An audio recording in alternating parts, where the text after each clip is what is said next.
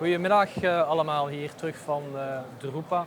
We staan hier op de Eco3 stand. Eco3, bekende naam of iets minder bekend. Maar we vragen het aan Guy de Smet. Hij is immers het hoofd van marketing worldwide voor Eco3. Guy, goedemiddag. Dag Jacques, goedemiddag. Welkom bij Eco3. Dankjewel, ja. Nieuwe naam tussen aanhalingstekens. Hè? We kennen natuurlijk wel de naam uit, die toch wel vrij frequent nu toch opduikt in het landschap. Maar misschien toch kort even duiden. Hè. Uiteraard komen we van Agfa. Misschien even voor onze kijkers toch even duiden van hoe staat het vandaag en zijn jullie helemaal onafhankelijk? Hoe zit dat? Absoluut zo. Eco3 bestaat ongeveer 1 jaar nu. Wij zijn eigenlijk de vroegere Agfa Offset divisie die Agfa op een bepaald moment te koop heeft gezet. En wij zijn als divisie gekocht door een Duitse private equity groep Aurelius. Wij zijn een totaal onafhankelijk bedrijf en wij blijven natuurlijk wel onze producten verkopen. Alle mensen blijven dezelfde. Wij blijven een wereldwijd actieve onderneming die rechtstreeks aanwezig is in meer dan 30 landen.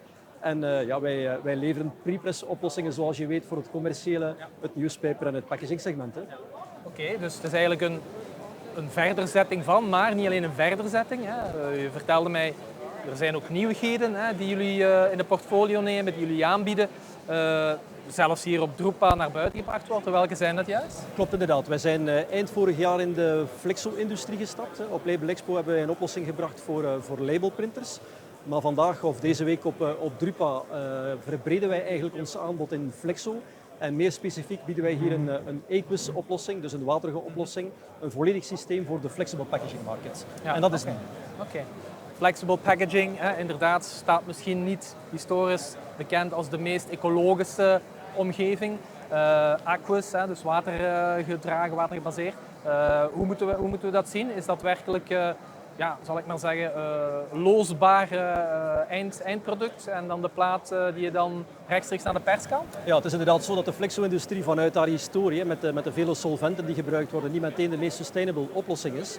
Maar het is net daar dat wij iets nieuws brengen, dus een waterige oplossing. Additioneel aan het ontwikkelen van de flexovorm met een waterige oplossing, bieden wij hier ook een reflow unit aan. Een reflow unit laat ons in feite toe om het polymeerafval van de flexo-oplossing te scheiden van het water en het water eigenlijk te gaan hergebruiken in de unit. Dus om ook tot een volledige sustainable oplossing te brengen voor flexibles in een formaat tot 42 bij 60 inch. Omdat natuurlijk een deel van de flexo-markt ook wel grotere formaten nodig heeft, hebben we ook solvent, maar de inzet hier is echt wel op sustainable oplossing. Ja, dus scheidbare stromen. Correct. Bij wijze van spreken. Ja. Mooi om te horen, dus ook dat die flexo-markt aangeboord wordt.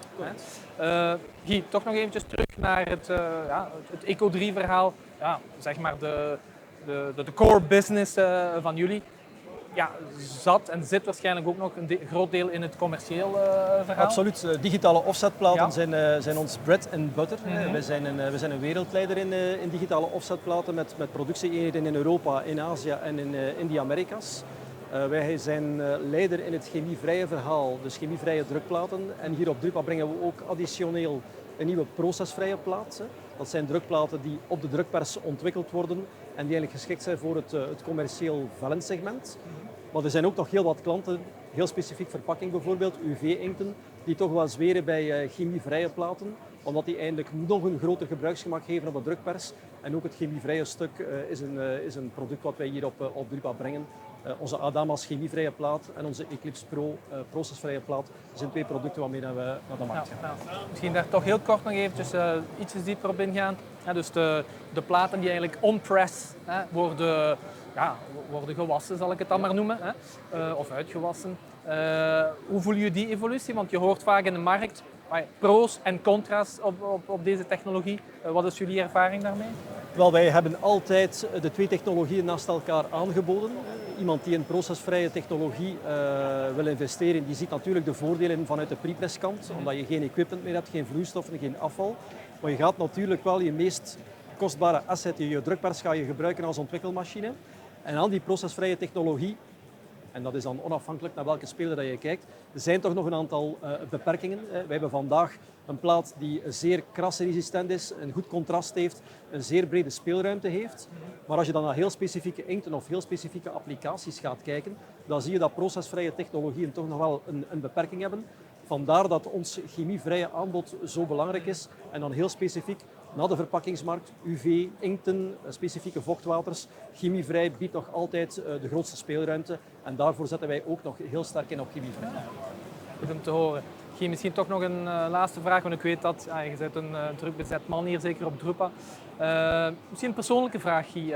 Hoe zie jij eigenlijk de evolutie, ik zal niet zeggen op wereldvlak, maar we zijn hier ook in het kader van het VGC. Hoe zien jullie die thuismarkt van de, hoe zal ik zeggen, ja, dus de KMO-drukkerij en de grotere groep, hoe zie je die eigenlijk evolueren? Maar er is natuurlijk al een aantal jaar dat er consolidatie aan de gang is. Niet alleen bij de leveranciers, maar ook bij de klanten. En je ziet wel dat heel veel kleinere klanten dat die eigenlijk onderdeel worden van de grotere concerns. Ja, die grotere concerns, zeker de Belgische markt, dat is altijd een heel sterke grafische markt geweest. Altijd heel veel drukkerijen geweest. Maar als we dan zien, die grote bedrijven die in België actief zijn, of het dan vellen-offset of rotatie is, dat zijn toch heel solide ondernemingen die toch wel heel sterk weten met wat ze bezig zijn. Die heel sterk inzetten ook op sustainability, op de toekomst, op innovatie. We werken ook heel sterk samen met een aantal grote grafische bedrijven in België om eigenlijk samen aan innovatie te doen.